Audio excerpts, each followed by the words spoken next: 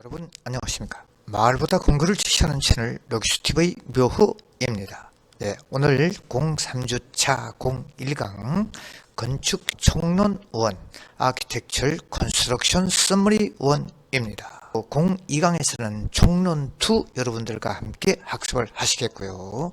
우측 위에 보이는 영상물이 건축시공 총론1 건축시공 개요에서부터 입찰제도까지 01강 강의 내용 요약본 이온이 여러분들이 참조하시기 다음 장을 보시도록 합니다. 건축시공 전체 콘텐츠 목차를 보시도록 하죠. 전체적인 목차는 총론, 도공사, 지정 및 기초, 철콘, 철골, 벽돌, 부록, 석, 방수, 타입, 미장, 창호, 유리, 커튼홀, 금속 및 도장공사 13장의 수장공 되어 있고요. 그 중에서 01주차 총론 1강은 건축시공의 개요, 그리고 둘째 입찰제도 01강이고 02강에서는 공사 개 건축시공 총론입니다. 아키텍처 컨스트럭션 성 1강 밑에 내용을 볼까요? 다음 장 영상물은 본론 내용으로 총론 1과 총론 2로 구분하여 01강에서는 첫 번째 건축시공개요, 두 번째 입찰제도, 02강에서는 3 공사계약관리, 4 공사관리로 나누어 건축공사의 총체적인 개념을 잡아가는 측면에서 여러분들과 함께 학습하도록 합니다. 여러분 다음 총론 요점을 볼까요? 첫 번째, 건축시공은 건축주의 의도를 설계도서와 설계자가 설계도서화시켜서 좋고 헐하고 빠르고 안전하고 환경적인 건축 행위를 하는, 이것을 우리가 건축시공이라고 하는 것이죠. 그래서 여기서 건축주와 설계자, 시공자와 서브 컨트랙트 하도자, 그리고 감리자, 이 개념을 여러분들이 봐주시고, 건축의 3요소 구조 기능 및 대단히 중요한 건축의 3요소 구조 기능 및, 그리고 건설 사업 수행 절차는 기획 설계 입찰 계약 시공 유지 관리, 이 사항은 기본입니다 여러분. 그리고 세부적인 용어들은 나중에 뒷장에서 보시고, 네 번째 현대화 조건 3에서 다섯 번째 입찰 순서는 공고 현장 설명 입찰 낙찰 계약입니다. 여섯 번째 입찰 제도와 낙찰자 선정 방식과 일곱 번째 계약 방식, 여덟 번째 공사 관리 품질 원가 공정 안전 환경 관리, 이 네 가지 사항 여러분들 총론의 요점 사항을 눈여겨봐 주시고요. 다음을 봅니다. 네, 총론 첫 번째 건축시공의 개요, 건축시공법 및 생산조직을 봅니다. 건축시공법이란 건축의 3요소, 즉 구조, 기능 및 대단히 중요한 요소죠. 이 3요소를 갖춘 건축물을 가장 경제적으로 최단 시일 내에 구축하는 과학적 건축 기술 활동을 의미한다, 이렇게 되어 있습니다. 건축시공법은. 그리고 우측 그림을 보십시오. 건축의 3요소를 갖춘 현대판 피사의 탑, 싱가포르 마리나베이 샌즈 호텔입니다. 예, 경사 구조물은 지상 최대 52도 기온 호텔을 시공하기 위해 동바리 스포터라고 얘기하는 것이죠. 동바리를 최소화하고 내력벽에 와이어를 설치해서 포스트 텐션을 제공했다. 예, 뒤에 다 용어 해설들이 나오니 그때 여러분들이 보도록 하고, 우측 건축의 3요소를 보십시오. 구조, 기능 및 그림으로 굉장히 예술적, 미적 풍모를 지내야 한다. 건축에서는 무턱대고 그냥 집을 짓는 것이 아니고 예술적인 풍모, 미적 풍모를 지내야 한다. 노동 집약적인 생산, 수주에 의존하는 원타임 프로젝트, 그리고 어셈블리 조립 산업, 하도급 공정이 복잡해요. 그리고 여기 원타임 프로젝트가 있죠, 그죠? 한 번에서 끝나는 프로젝트죠. 그리고 구성원, 공사비, 공사기일, 위치, 공사기간까지 이 장기간에 그 소요되고 변동이 심한 공사를 우리 건축의 특수성으로 볼 수 있는 것이죠. 그리고 건축 생산 조직에서는 여러분들 건축주 오너, 돈을 주는 사람, 즉 발주자, 내가 건축물을 짓는 주인, 그죠? 설계자, 디자이너, 우리가 얘기하는 건축 설계 사무소 설계자. 예. 그리고 자격증이 있어야 되겠죠. 건축사라고 하는 자격자. 그리고 슈퍼바이저라고 하는 감리자, 책임 감리가 있습니다. 시공사 의도대로 할 수 없는 거예요. 감리자 허락이 떨어져야 맘대로 할 수 없게끔 어떤 감리 감독 기구를 만들어 둔 것이죠. 그리고 우리가 얘기하는 컨스트럭터의 시공사를 얘기하는 거죠. 삼성건설, 즉 현대건설.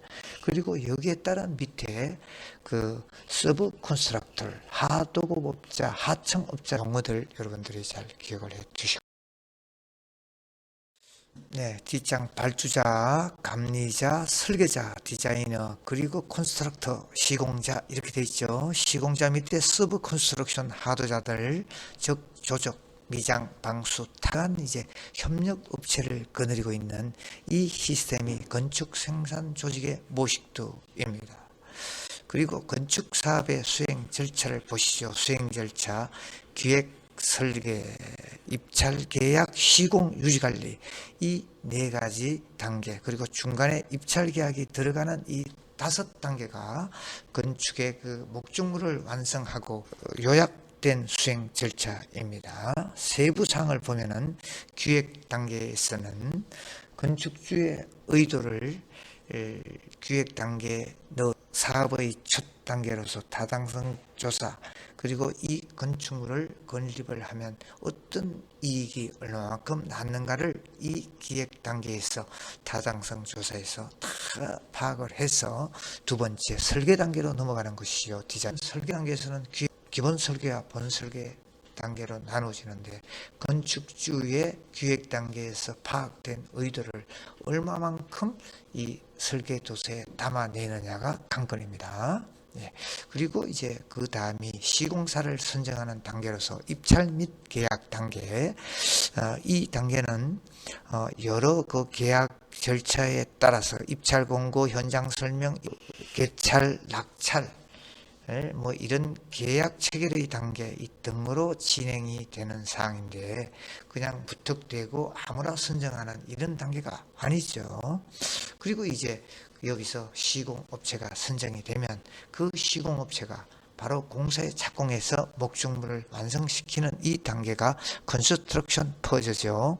삼성건설이 예를 들어서 그 시공업자라고 선정이 돼서 이 공사 설계 도면에 따라서 제반 서류를 갖춰가면서 이제 그 목적물을 완성해가는 단계죠. 그리고 유지관리 단계는 시공이 시공사로부터 인도받은 이 건축물을 어떻게 이제 유지관리해 나가는가 하는, 보통 이제 전문관리 업체에 위임할 수도 있고 자체 그 영성반에서 유지관리를 해 나가고, 아파트 같은 유지관리 업체가 있죠. 선정된 그 업체가 현장 그 관리소장을 명해서 관리소장으로 하여금 그 아파트를 유지관리 시켜 나가는 이러한 단계를 여러분들이 보고 계시죠. 네. 여기서 라이프 사이클 코스트, 생애 비용이라는 용어가 나오는데, 이 비용은요 현장의 전체적인 소요 비용을 얘기하는 것인데, 뒤에서 자세하게 나오니까 그때 보도록 하고, 여기에 이제 실시설계 보고서라든가 준공 보고서, 시설물 유지관리 지침서 이런 사항들이 향후 준공 단계에서 시공사에서 이제 만들어내야 되는 이런 건축 시공의 현대화 조건, 건설 환경의 변화입니다. 자, 보십시오. 발주자의 니드스, 요구사항이 날로 높아지고 있습니다. 그래서 건축 수요가 첨단화, 복잡화, 고도화, 그죠? 그리고 그 초고층화, 그리고 글로벌리제이션, 국제 다변화된 이 시장에 우리가 적응을 해야 되는 것이죠. 그리고 노령화, 고령화, 점점 노령화, 고령화, 현장에 젊은 인력들이 없어지고 점점 나이 많은 사람들로 채워서 급격한 정부와 사회로의 급격한 계약 방식 이 자체가 변화가 필요성이 대두되는 것이고, 기술 혁신, 즉 보십시오. 밑에 환경 변화에 따른 건축 시공의 발전, 시공 계획 단계에서부터 시공의 근대화를 시킵니다. 그래서 기획 단계, 설계 단계, 시공 단계 각각의 시공의 근대화를 시켜야 되겠다는 이런 사항들을 도표로 보고 계시고, 건축 시공의 현대화 조건 3S 시스템은 밑에 그림이죠. 단순화, 전문화, 규격화, 스페셜리케이션, 심플리피케이션, 스탠다디제이션, 이렇게 이걸 이제 우리가 단순화, 전문화, 규격화하는 3S 시스템이라고 얘기하고, 건설 시공의 기계화 당연하죠. 기계화, 즉 로봇화 돼가고, 그리고 재료의 근시가가 습시가에서 근시가로 변해 가야 이제 노멀이고 공기단축을 할 수 있기 위해서 근시가, 그리고 도급 기술 자체도 근대화로 가야 된다는 이야기입니다. 그리고 시공 기술 개발 당연하죠. 이러한 건축 시공의 현대화 조건, 이 조건을 만족하는 기술들의 변화가 필요한 것입니다. 이제 입찰 제도를 볼까요? 입찰 순서입니다. 시공사를 선정할 순서에 준해서 시공사가 선정되는 것이죠. 자, 처음에 입찰 공고를 합니다. 신문 등에 오픈된 공간에 공고를 하고, 그러면 이제 입찰 서류 등록 시공사에서 설계 도서 교부를 하죠. 그리고 이제 현장에 불러서 현장 설명을 합니다. 밑에 그림입니다. 현장 설명. 시공사가 참석을 하죠. 그래서 질의응답 등을 해야 되고, 그리고 이제 여기에 준해서 적상가 견적 공사비를 산출을 해서 드디어 이제 입찰 금액을 써내는 것이죠. 입찰. 그래서 개찰 오픈을 해서 유찰이 되면 재입찰, 그렇지 않으면 이제 수의계약, 그래서 업체가 낙찰이 되는 겁니다. 그리고 낙찰된 그 업체로 하여금 계약이 되는 이 사항을 여러분들이 입찰 순서에서 보고 계시죠. 그래서 입찰 제도 우측 종류를 보십시오. 수의 계약에는 특명 입찰과 비교 견적이 있습니다. 특명 입찰은 경쟁을 시키지 않고 적당한 시공자를, 건축주 마음에 드는 그 업체 바로 이제 그 지정을 해버리는, 특명 입찰은 정부 공사에서는 몇몇 업체로부터 견적을 받아서 시공자를 결정하는 방식, 수의 계약. 그리고 이제 일반 경쟁 입찰이 대부분 입찰 방식에서 이루어지는 것이죠. 공개 경쟁 입찰, 모든 그 업체로 하여금 동등한 기회를 부여하기 때문에 부적격한 낙찰자가 낙찰될 우려가 있다. 지명찰은 공사에 적합하다고 인정되던 몇 개의 업체를 선정합니다. 즉 예를 들어서 저희 학교 같은 경우는 학교 건축한 어느 정도 규모의 그 건축한 경험이 있는 업체들 무슨 몇 개 업체가 이제 서로 경쟁을 시키는 것이죠. 그래서 이걸 이제 지명 경쟁 입찰이라고 얘기를 하고, 수의 계약의 장점과 단점, 양질의 공사가 가능하나 공사비 증가 우려가 있다. 수의 계약에서는. 그리고 공개 경쟁 입찰에서는 첫째 여러 가지가 다 좋습니다. 공사비도 절감할 수 있고, 사무가 복잡하죠. 엄청난 업체들이 많이 모여오니까 사무들이 복잡하고, 부적격자가 낙찰자로 선정이 되면 조잡공사가 우려가 되고, 지명경쟁 입찰은 이건 상당히 그 좋은 장점을 가지고 있는데, 몇몇 업체가 지정이 됨으로써 콤비네이션, 단합이라고 하는 것이죠. 단합의 우려가 그 지명경쟁 입찰에 따른 시의성이 발생된 것입니다. 특명 입찰 볼까요? 발주자가 비교 견적 혹은 공사비를 협상을 해서 시공자를 선정.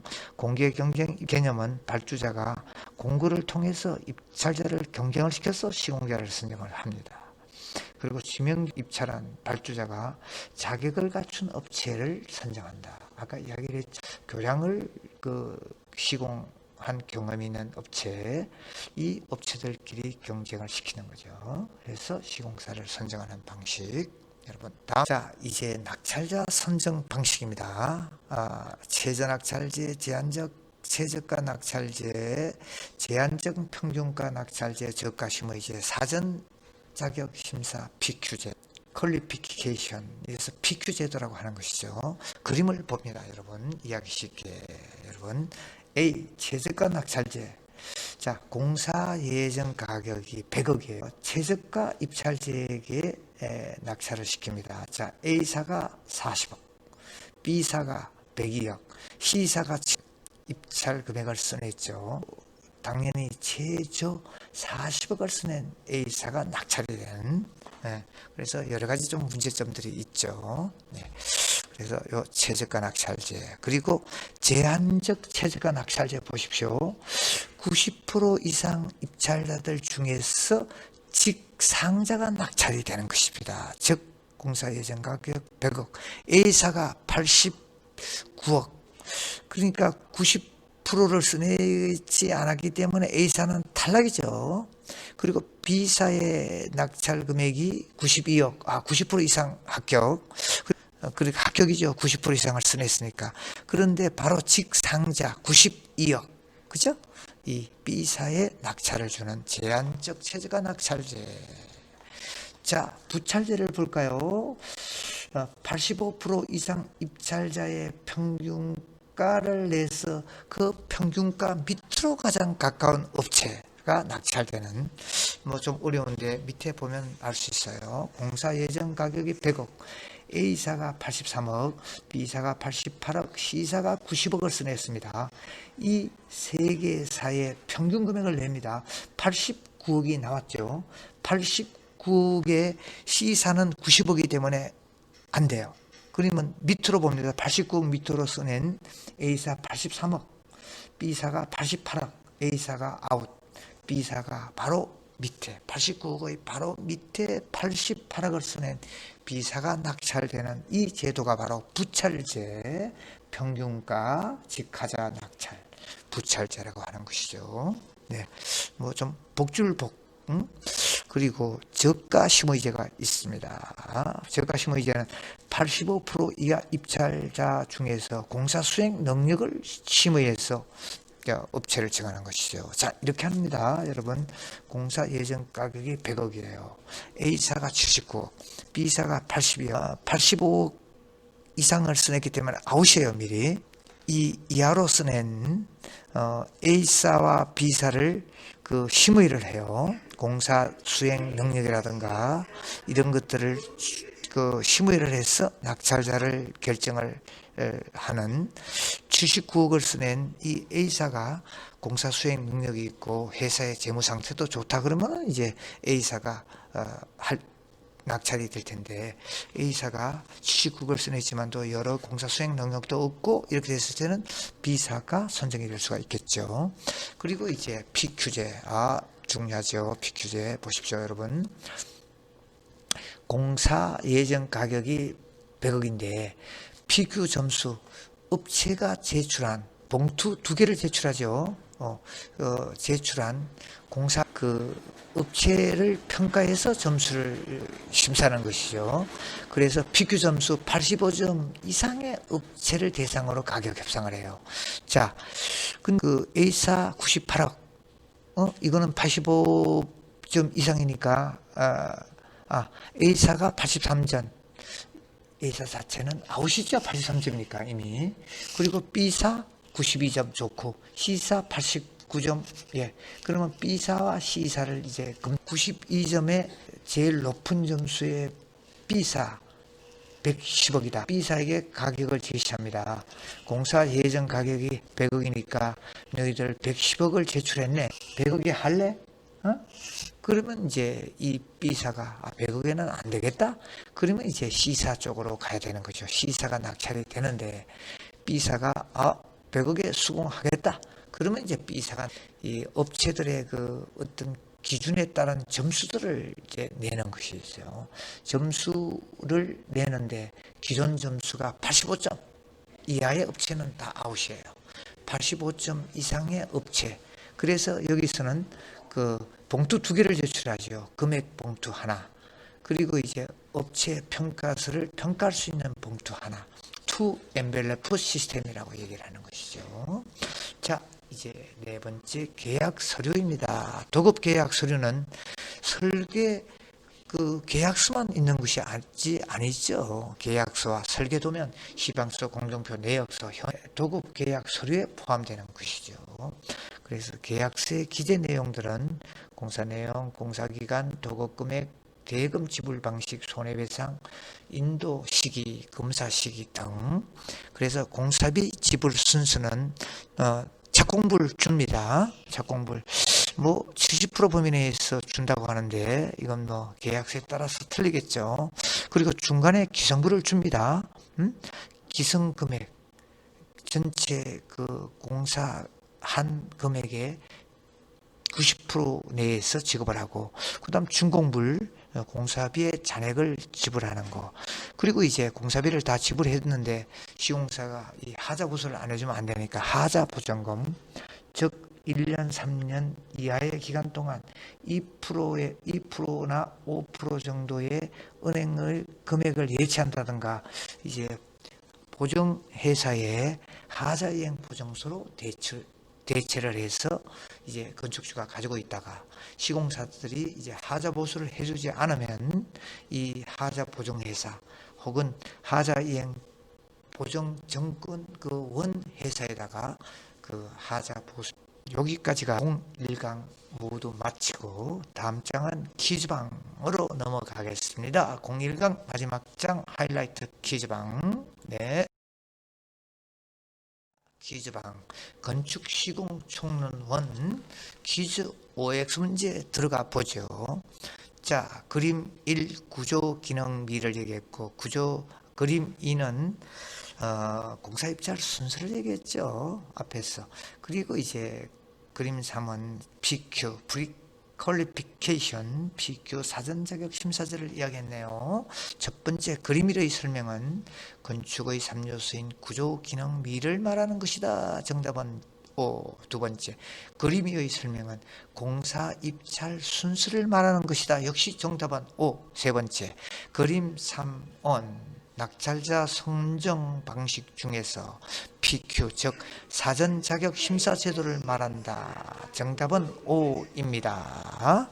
그리고 기공지한 바와 같이 동영상에서 출석 댓글, 인사말과 강의 종료 댓글, 그리고 학번 꼭 남기시고 나가셔야 여러분들이 동영상을 시청한 근거가 되는 것입니다. 여러분 대단히 수고 많았고 01강 여기서 마치고 02강에서 여러분 뵙도록